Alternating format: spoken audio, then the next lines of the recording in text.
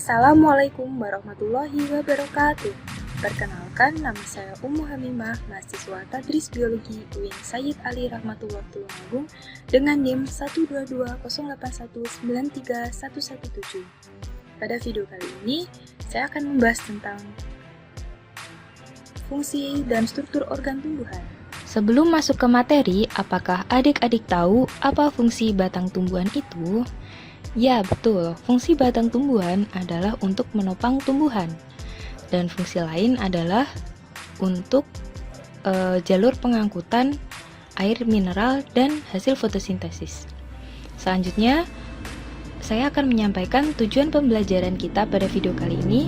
Ada 4, yaitu yang pertama, menjelaskan struktur morfologi batang, mengidentifikasi struktur irisan melintang batang monokotil dan dikotil beserta fungsinya, menyebutkan fungsi batang, dan yang terakhir adalah menyebutkan jenis-jenis batang.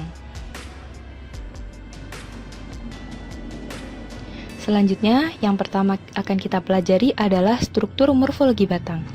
Bisa adik-adik perhatikan gambar dari morfologi batang di video ini. Pada bagian batang terdapat buku atau node, atau tempat daun melekat, dan ruas internode, yaitu bagian batang yang letaknya di antara buku-buku. Selain buku dan ruas, pada batang terdapat suatu tunas. Tunas yang terdapat pada sudut di antara daun dan batang dinamakan tunas aksiler. Tunas ini berpeluang menjadi cabang. Adapun bagian ujung batang terdapat tunas terminal.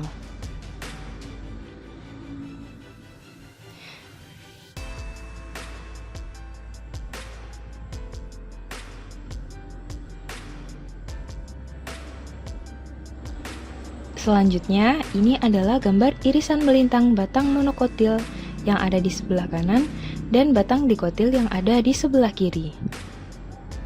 Sudah terlihat tampak berbeda ya kedua irisan batang ini.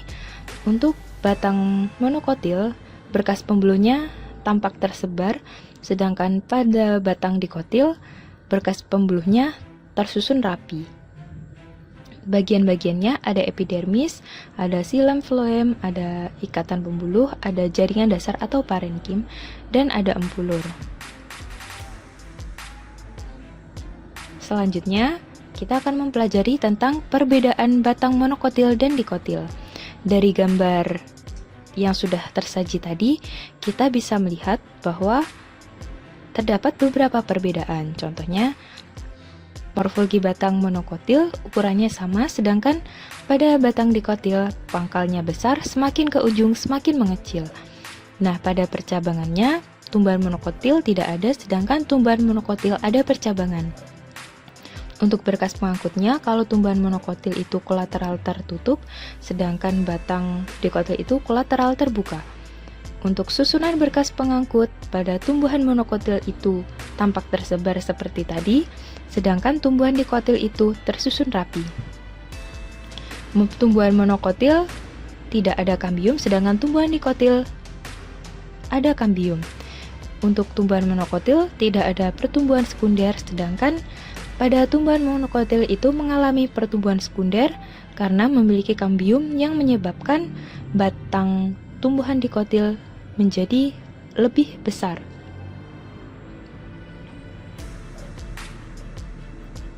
Selanjutnya, kita akan mempelajari tentang struktur dan fungsi jaringan pada batang.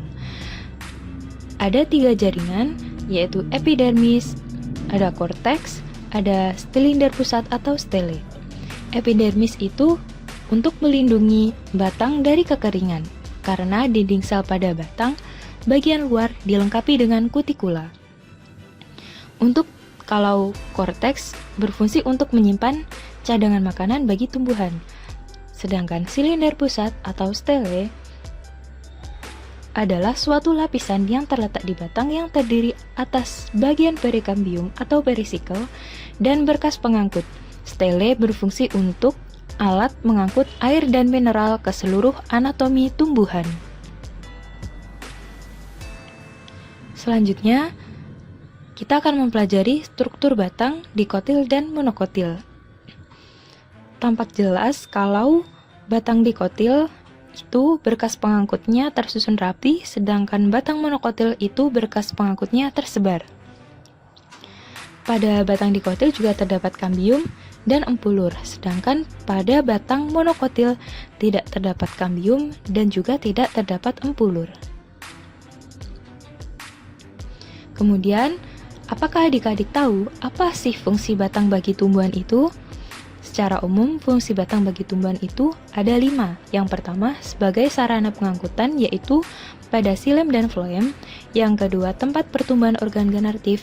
Yang ketiga, sebagai organ vegetatif. Yang keempat, membantu pemencaran benih. Dan yang kelima, atau yang terakhir adalah sebagai tempat penyimpanan cadangan makanan.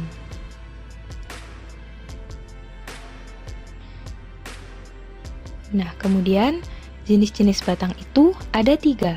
Yang pertama, batang basah seperti kangkung.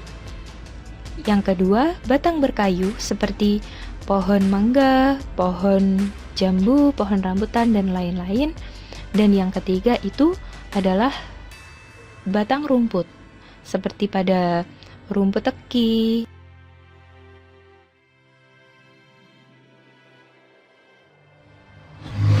Demikian pembahasan pada video kali ini.